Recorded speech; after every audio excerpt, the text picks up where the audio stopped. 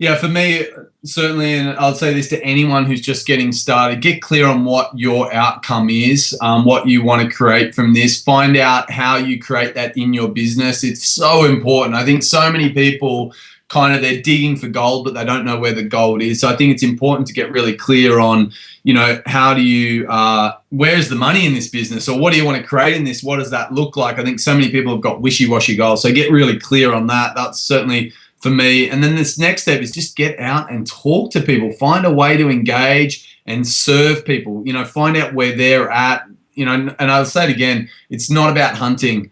It's about helping, and help people get what they want in their life and serve them. And we've all got products and services. We've all got this opportunity that can help and impact so many people. And you get focused on that. It's never, ever, ever can I be annoying, because I'm serving and helping people.